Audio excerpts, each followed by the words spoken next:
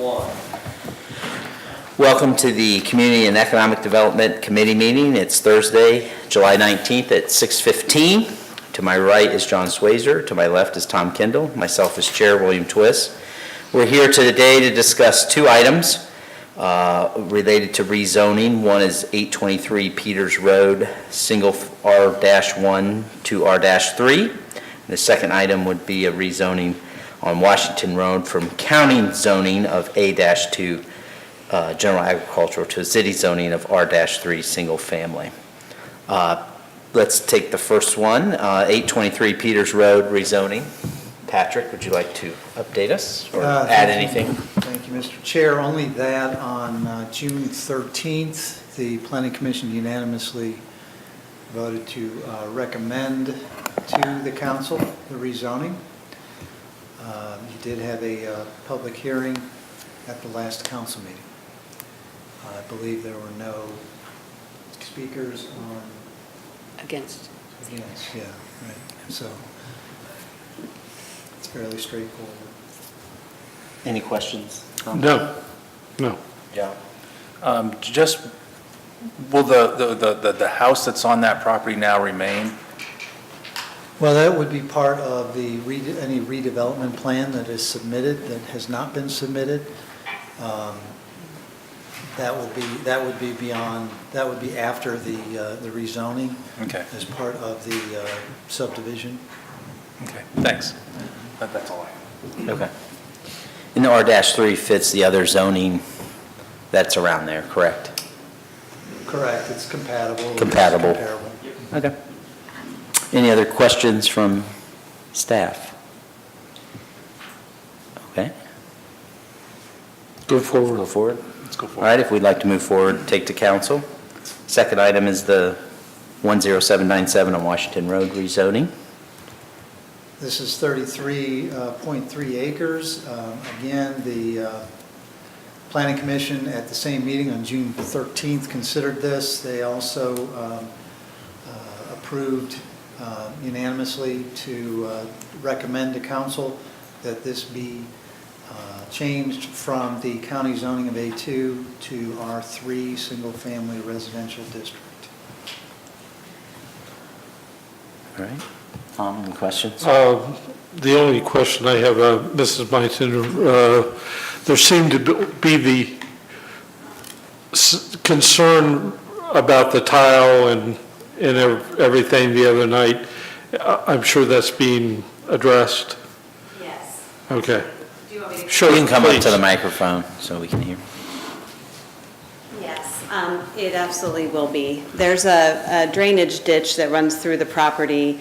It's just overgrown, needs to be cleaned out. That would happen as part of the development. Field tile, we're required to pick up the field tile and make sure that it's properly dealt with as part of the drainage plan.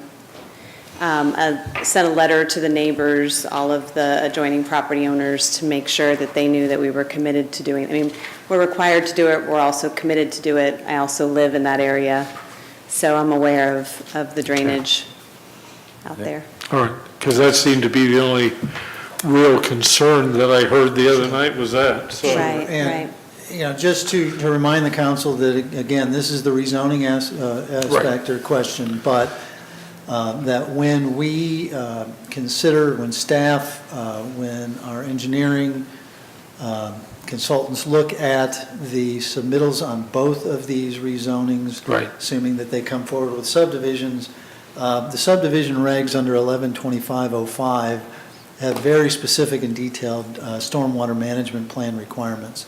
Okay. And so there will be some detailed, engineered, standardized calculations done on what kind of stormwater impact there is now. And then any development must at least, at a minimum, not do any more than what it's doing now. And in our case, and really in all of the subdivisions that we have analyzed and made recommendations regarding, the stormwater requirements are, I guess, stricter, so that there is additional retainage and or detainage on the property to slow down any kind of impact downstream. Okay. All right. That's Thank you. not part of this, but it's Right, on the but no, record I- as saying that we will be considering that like we do with all sections of all subdivisions as they come through and are submitted to the planning commission and to the council. No, I understand, and I apologize for bringing it up at this point, but I just wanted to ask that question. Sure, You know, absolutely, I let's- appreciate it. Let's put it out in the open, so, Yep, agreed. okay, Okay, thanks. Any questions? Yeah, and it goes back to that drainage, that ditch that runs through the property. Who's responsible for that? Should the R3 go through council and make it through? Who's responsible for that after the build-out? Would that be the city's responsibility, or would that? Well, again, I think, I'm not sure exactly what, is that on city, in the city or outside of the city? If, it really depends on what's submitted as a subdivision. Well, it's and zoned how into it's the submit- city, isn't it? Submitted, pardon me? It's been annexed into the city.